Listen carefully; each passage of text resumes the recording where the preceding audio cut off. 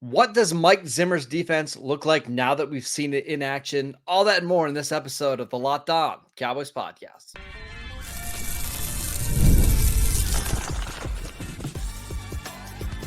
You are Locked On Cowboys, your daily Dallas Cowboys podcast. Part of the Locked On Podcast Network, your team every day. Welcome back to the Locked On Cowboys podcast, part of the Locked On Podcast Network, your team every day. We'd like to thank you for making us your first listen of the day. Today's episode is brought to you by FanDuel. Make every moment more as the playoffs wind down. The sports stop sporting the way that we'd like them to. But this summer, FanDuel is hooking up all customers with a boost or a bonus daily. That's right. There's something for everyone every day, all summer long. Just visit FanDuel.com/lockedon to get started. Welcome back. I am your host, Marcus Mosher. You can follow me on Twitter at Marcus_Mosher. And joining me today from Oxnard is Landon McCool. You can follow him on Twitter at McCoolBCB. Landon, no practice on Monday. You'll be out, obviously, practice at Tuesday afternoon. So let's go back and review some notes from Sunday's practice. And I want to start with just your overall impressions of Mike Zimmer's defense and some of the changes that you've seen so far. Yeah, I mean, this is kind of our first opportunity to get a look at, some of the defenses that he would be calling. Obviously, we're still not in pads, so it's not all, full go. But as far as scheme stuff, X's and O's stuff, like, the stuff that they're going to be calling, we kind of got a little bit of an inside look on that and some of these team periods. They've been working on 7-on-7s on Sunday, and they obviously did some 11-on-11s with no pads, but still the idea is that they're deploying and they're teaching different schemes. So we're getting an opportunity to look at it. And I think you could definitely say, without a doubt, just kind of casually watching, that there has been a pretty serious uptick in 3 linebacker defense and in split field coverages, meaning 2 safeties back on the back end. So more cover 2, more cover 4, potentially, or at least, pre-snap. So that's all very interesting, because it's quite a change from what we saw, previously in these defenses, not even just with Quinn, but with going back several defensive coordinators. A kind of return to more 3 linebackers is an interesting kind of way of going. But definitely, the fascinating part about it is how they've been deploying. We've seen lots of blitzing. I saw, safeties coming down to the box. Go ahead. Can we step back for a second? I just want to clarify this 3 linebacker thing, because I think when people think of 4-3 defense with 3 linebackers, they're thinking of Dexter Coakley, Datwin, and Al Singleton. That's like your 3 off-ball linebackers. But from what we've heard from Zimmer, it sounds like Micah would be counted as one of those 3 linebackers, right? But maybe it really looks more like a 5-2 than a 4-3. Is that what you've seen, or is it completely different? Yeah, no, it's the classic kind of Sam on the line of scrimmage, 5-man surface type of 4-3, right? Where you've got 2 linebackers who are truly off the line of scrimmage, and then a linebacker who's kind of over the tight end on the line of scrimmage, which, we think will likely be kind of where Parsons would be playing linebacker, right? But I also think that he will be moved around a ton. I think that's a huge part of what, Zimmer was on, had a big interview yesterday. And talked about a couple of different things. And I think one of the things that he talked about was Parsons' flexibility and his ability to move around. Yeah, let's hear it. Yeah, this is from the ticket yesterday. This is Mike Zimmer talking about Micah Parsons. I'm not sure he couldn't play every position out there, to be honest with you. He's got great acceleration, great quickness. He's extremely bright. He's got power and he's got strength. We're trying to figure out a lot of different ways to move him. One week he might be doing this, and then next week he might be doing something else. We're trying to get him in as many one-on-one situations as possible, as many times as possible. Playoff games and a lot of the games they struggled with last year, they knew where he was, and they found him, and they did a good job. Sometimes we're going to have to use him when offenses are focused on him. We're going to be bringing people from the other side. They can't just sit there and key on him. I thought that was a very, very interesting quote, Landon. Yeah, I mean, it's borderline criticism of Dan Quinn, right? It's borderline. Well, I mean, it's listen, it certainly is about as close as you're going to get in coach speak to a coach criticizing another coach except for maybe what happened to Nathaniel Hackett a couple years ago. I think he's trying to be as PC as he can be. He's trying to be not ruffle any feathers. I think what he's trying to suggest here is basically what he said, is that it isn't necessarily sound to continually move your player in a predictable way. And then just go full speed ahead while allowing the offense to double team that player when he's the focus of what you're trying to do. And it really makes your defense inefficient. And if you can't find a way to bring players or bring pressure from the opposite direction in which your main player is being focused on, it's going to make for a long day. And I think that's what he's suggesting has happened in some of these playoff games and some of these big games, is when you know where Micah is going to be, it becomes a lot easier to double team him and a lot easier to kind of neutralize him. And if you don't have a counterpunch to that, if you aren't counterpunching their reaction to double teaming Micah Parsons, then you're basically kind of stalemating yourself in the defense, which is not great. So I think if anything, we're going to see a lot of variety in where Parsons is kind of lining up. And I know that we've seen that already a lot. But I think it's going to be even more. And I think it's not necessarily going to be on the line of scrimmage. It's going to be a little bit off this line of scrimmage. He'll be blitzing as a linebacker, and he'll be coming from different spots. So I think, the interesting thing about the kind of talk between these two coaches about wanting to move Parsons around is that, with Quinn, it's like at the end of the day, you're rushing 4, you're dropping 7. There isn't a ton of like wiggle room to be super creative with him other than where you align him, right? I think with Zimmer, from what we've seen, he'll line up Parsons in a specific spot, and then he'll have all sorts of other games happening on the opposite side of the field so that you can't both deal with the scheming that he's doing on the opposite side of the field and double team Micah Parsons on the same snap. So I've got some dumb questions for you that I would like you to answer. So, like, number one, you talked about Micah lining up as a Sam linebacker, which would technically be he's lining up in a 2-point stance, right? Just standing up usual. If he's lining up on the same side as the tight end and standing over the tight end, isn't he further away from the football? And doesn't that maybe take away some of his pass rushing skills? It can at times, but there's also the idea of, think about like Jim Schwartz defense, right? Where they run a lot of wide 9 defenses, right? Where they get their defenses out all the way in the 9s, right? They really have kind of severe outer containment. And what they do is they attack inside, right? And it's a squeeze inside. And so what that kind of wider angle does is that it produces a more difficult attack point for offensive tackles, and I think it varies it, right? Like, I think seeing Micah Parsons rush from the same technique, it's like his speed and his explosiveness is obviously jarring, and that's what makes him such a difficult pass rusher to block. But after a game's worth of snaps of seeing him attack from the same angle, it becomes a little bit easier. You get used to the rhythm of it. Changing the angle of attack, whether it just gets taking him outside of a gap or inside of a gap, it literally changes the angles. It changes the your ability to kind of react and your kind of comfort with the reaction and the way you're moving. Think about how precise offensive line play is, right? It's very much about exactly the precision of where your hands are going to go, how far your kick step is, where your shot, the angle between the pass rusher and where you're standing and where the quarterback is, and trying to keep all that in place is very difficult.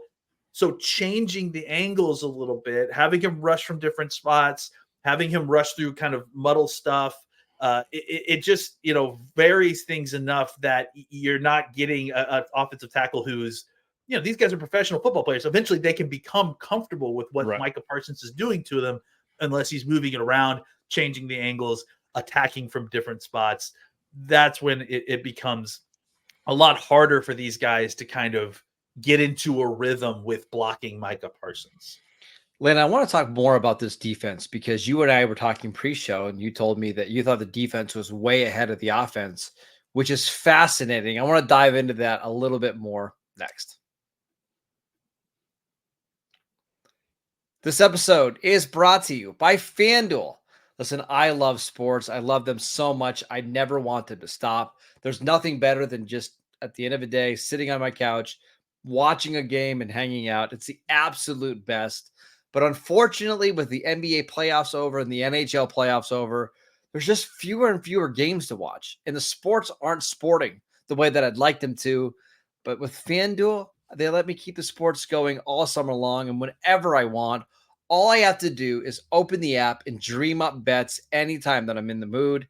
And this summer, FanDuel is hooking up all customers with a boost or a bonus daily. That's right. There's something for everyone all day, every day, all summer long. So just head over to FanDuel.com and start making the most out of your summer with FanDuel, the official sports betting partner of Major League Baseball. Welcome back to the Locked On Cowboys podcast. Are you watching Fox Sports or ESPN on your TV all day? Are you having to turn down the volume because of all that shouting? Make the switch to Locked On Sports today, a free 24/7 sports streaming channel program for you every day to bring you the biggest stories without all that unnecessary screaming. Locked On Sports today brings you can't miss analysis, opinions, and news, streaming 24/7 on YouTube or on the free Amazon Fire TV channels app. Part of the Locked On Podcast Network, your team every day. And just a quick reminder, Landon is out in Oxnard watching Cowboys practices. So as soon as the practices end, we'll jump on YouTube. We'll give you live updates for practice. So make sure you are tuning in for that. Landon, let's go back to the defense. You mentioned that you thought the defense was ahead of the offense right now. Is that, number one, encouraging? Because they have a new defense and a new defensive coordinator, or number two, is it a little bit discouraging for the offense that this new look defense is already ahead of them? I think it's encouraging because, normally at this point in training camp, and usually for the first, week and a half at least, the defense is ahead of the offense. The defense is reactive. Their athleticism shining through. The offense is still kind of working through the particulars of the mechanics of how the plays run and everything. And especially when you combine in the fact that 2/3 of the snaps that you're seeing of these offensive take are the non-starters, right? The second and third team guys that are still kind of learning the playbook as we go. But I will say that I was surprised how much further ahead the defense was this specific camp, because it's a new defense, right? It's Zimmer taking. We just talked about how there's going to be some changes. It's going to look different. Guys are going to be lining up and have different responsibilities. And frankly, I think it's very safe to say that guys are going to have more responsibilities in these Zimmer defenses. I mean, I think that part of the Quinn appeal is that he doesn't like guys having to overthink things. He wants guys to play fast and run to the football. Zimmer is definitely going to be more about making sure that your assignment's sound and following, the rules of the defense in order to kind of make sure that the whole works better. So the fact that you're moving to and this was something that we talked about, in off season, where there was concern about bringing in a new defense and a defense that's actually moving to be more complicated as opposed to being less complicated. So would the timeline work with the Cowboys trying to quote unquote being all in this season?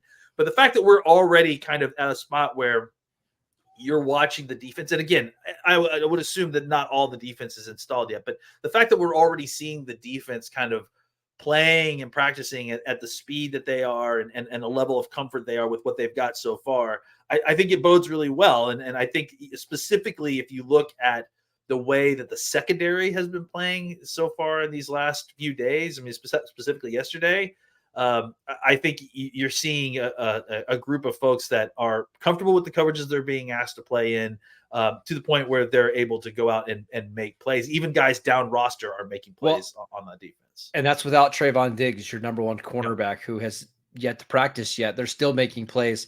I want to talk about the defensive line, but now I'm remembering a tweet that you sent out on Sunday. You had an interesting tweet about the safety. I don't want to say rotation because it's not a rotation, but how they were going through drills. Can you give us some insight on how that was happening? Yeah. So traditionally speaking, right, these drills, when they go through the drills, there's a pecking order, right? The head veteran is usually the first guy through the drill. And it goes kind of in order by, for instance, right, in the defensive line drill, it would always be DeMarcus Lawrence and then Micah Parsons and then, it would have been Sam Williams. And then, like it goes specifically how you would almost list the depth chart, right? Yep. Yesterday in the safety groups, it was interesting to me to see that Marquise Bell was the second guy going through that group behind Hooker, and then Wilson, and then Thomas. And we've had a lot of speculation throughout the offseason, like, what's the plan with Bell? We haven't heard much about him. Clearly, he did yeoman's work as a linebacker for 3/4 of the season last year.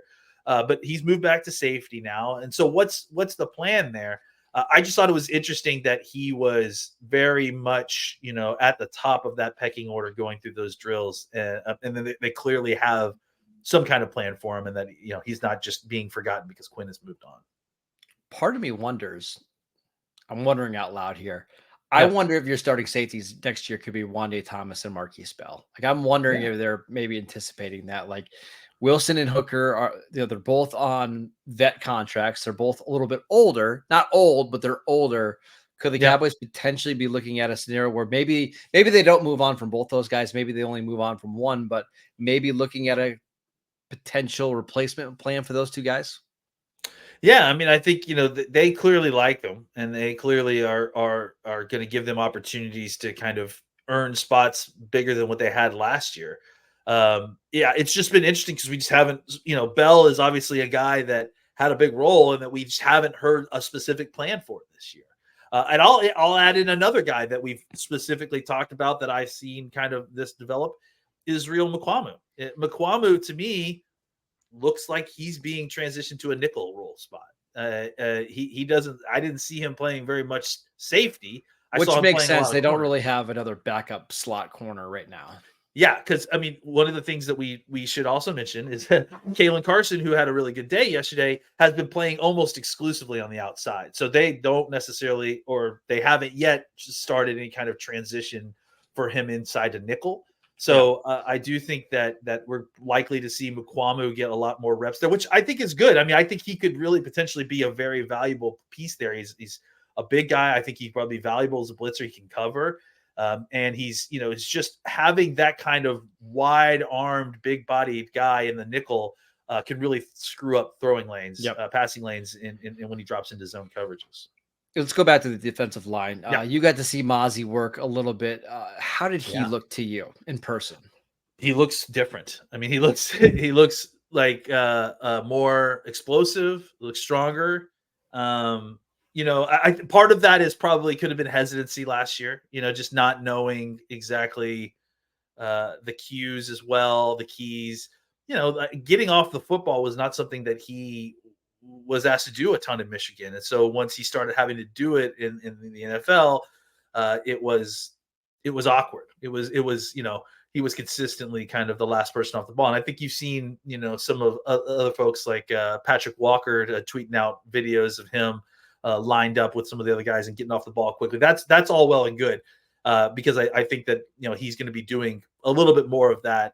Well, I would say he's doing probably less of that than he was last year. But it's good that he's gotten better at it because you still need him to be able to get off the ball and be a pass rusher at times. I think the big thing is that, he's gotten his weight back. He's powerful. I mean, you can see that basically on the sleds, just by how, quickly they move when his hands hit them. And just, he's the starter. Like, he is nose tackle one. Like, he is the first guy out there. Yeah. And not that they have a lot of choices, but it's also not a situation where they're like unsure if he's going to beat out, whoever. Like, he's out there. He is the first guy out there, and he's holding his own, again, no pads. None of this means anything. It's until pads, but he's out there, like, at least going through the motions well and knowing what he's doing. Obviously and he looks different. He looks bigger. I mean, more filled out, even though he holds that weight really well. He's gained, they say he's gained 20 pounds. It only looks like 5 or 10 pounds probably to everyone else. But so I think we're going to learn a lot more about him, obviously, on Tuesday when the pads come on. But I would say that the confidence at which they're deploying him, the confidence that he seems to be playing with, he was giving interviews. It seems like a night and day versus what it was last year. Last name I wanted to mention to you before we move on, Justin Rogers. The Cowboys 7th round pick from, I don't know, a little school called Auburn. Auburn, I think, is the War Damn Eagle, if I'm not mistaken. Yeah. Okay. Any notes on him? I mean, he's an Auburn Tiger. He's awesome, but also in case you guys can't tell, Landon's a little biased when it comes to Auburn. Just a little bit. Auburn. He's powerful. He's big. He's I really all I could do was try to kind of compare him to Carl Davis, right? As size and how he's hitting the sleds and that sort of thing. He moves them really, really well. And in fact, I thought he had a lot more pop in his hands than Carl Davis did. So, I'm certainly, he certainly is powerful enough. And I think, honestly, I could have told you that just based on his time at Auburn. The question will become, is he more than just a guy that you're plugging in the middle of a defense to make sure that the offensive line can't block anybody on the second level? Can he actually provide some pass rush? Those are all interesting questions. But I do think that as far as a guy that, that you could put into the middle of the defense, you could disrupt a run game, a run scheme. I have a feeling that he's probably going to be able to do that probably pretty soon. I just want to know if he's going to be better than Quentin Bohanna. That's the only one. I think he might be better than Quentin Bohanna right now. But I mean, that's what I saw on tape. I mean, I thought he was more, as far as a run defender, I thought he was more developed than Bohanna was coming out of college. I think Bohanna had the opportunity to be a little bit more of a kind of a two-way player because he has some explosion to him.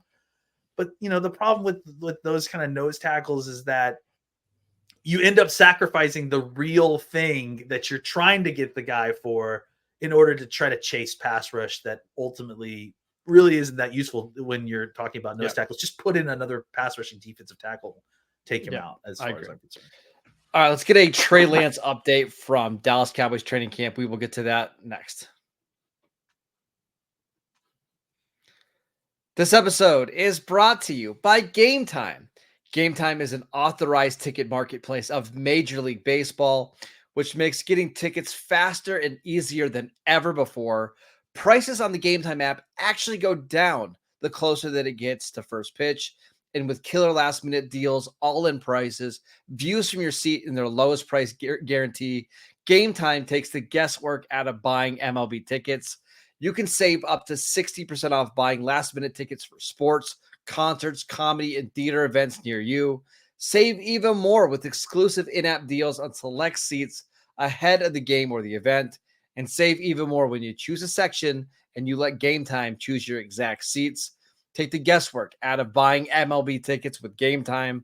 Download the Gametime app, create an account, and use promo code LOCKEDONNFL for $20 off your first purchase. Terms apply. Again, create an account, redeem promo code LOCKEDONNFL for $20 off. Download Gametime today. Last minute tickets, lowest price guaranteed.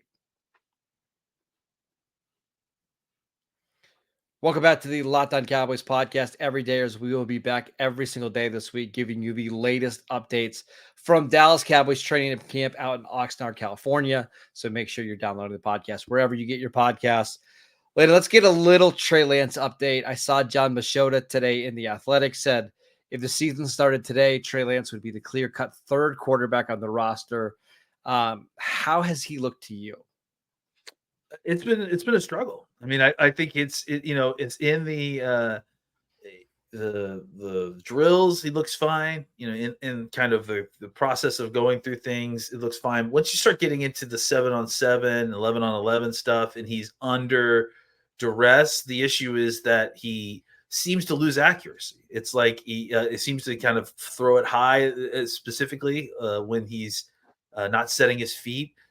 Look, I mean, you see it with him too. Like, I mean, he has athleticism. He can move around in the pocket. He can get out of the pocket, deliver a ball. Like there is stuff there that you see. Like, okay, I see what we're working with here. But it's kind of getting down. He needs more reps. He needs more reps of just throwing when he's not comfortable, throwing when he's not quite ready to. Just being asked to improvise a little bit with his feet in his arms. I'm sorry, improvise in the throwing way, not in the running way. We know he can run and get away and beat angles and that sort of thing. But when you're asked to throw the football a moment before you're ready, or you see a guy break open while you're kind of in mid-step, how quickly can you reset your feet and get the ball off accurately? Those are the kind of things that I still feel like he's really, really working on, right? So in the drills, it looks pretty. He throws a beautiful ball. He throws a great deep ball. But at the moments, the game moments, the moments where the unexpected happens and you're reacting in the moment of a typical football play, that's when it feels like he loses, not so much loses focus, but he loses connection with his fundamentals. Mhm. And it can look wild at times. It can look like, unbridled.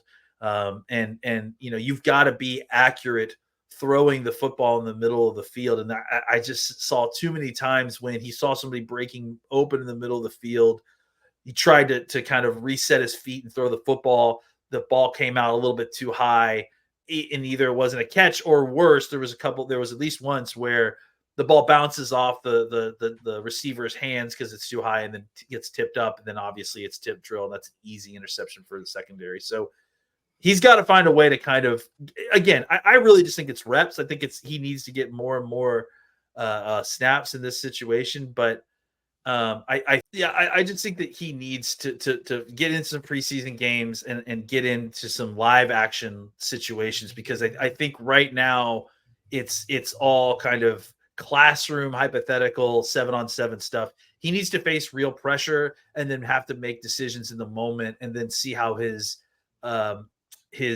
fundamentals keep up with his in-game mind, right? And when he sees things happen, how well is he able to kind of reset, get back to zero, and then deliver an accurate ball down the field? I agree with everything you said. I also think he might be one of these quarterbacks where some live contact actually helps him a little bit, because you know who was like this early in their career? Was Dak Prescott. Dak Prescott, his first couple of years, was a horrendous practice player, right? Yep. When they're just doing 7-on-7s and 11-on-11s with no live hitting, Dak really struggled. You get him into a live game environment, he gets hit a couple times, he starts to loosen up, things slow down. I'm not saying that Trey Lance is going to be Dak Prescott or Josh Allen, who had the same struggles early in his career. But I think for some of these quarterbacks that are inexperienced and are athletes, sometimes actually getting into a game, hearing the pads pop a little bit, getting knocked down a couple times can help you slow things down. Believe it or not, it actually ends up being the case for a lot of these guys. Again, we are 1 week into practice. I didn't expect Trey Lance to come in and absolutely light the world on fire here. So not giving up on him. I'm not saying it was a waste of a draft pick to trade for him, but it does seem like the progress is slower than maybe some people anticipated. That's all. Yeah, I would say as it stands right now, he's got a ways to go before he's ready to be the quarterback 2 on this team. But I also think that, he could get there in this training camp. Like that's how, like, the spectrum of outcome for him is still very broad, because he's so talented and young, and it might be that it all just clicks after a couple of weeks of training camp and he starts, Absolutely. seeing it a lot more. So I think we always were going to come in here and kind of have to figure out exactly where Trey Lance was, because we don't really have any insight other than these training camp practices and then what we get told about minicamp. Yeah. So I'm begging you all of Cowboy fans, please Don't give up exercise some patience here. It's going to take a bit. All right, that is it for today's show. We want to thank you for making Locked On Cowboys your first listen every single day. Go download the podcast wherever you get your podcasts. We are free and available on all platforms. Follow Landon on Twitter at McCoolBCB. Make sure you have those notifications on, because he's out there in Oxnard watching these practices. I'm at Marcus_Mosier, and we will see you right back here on Wednesday.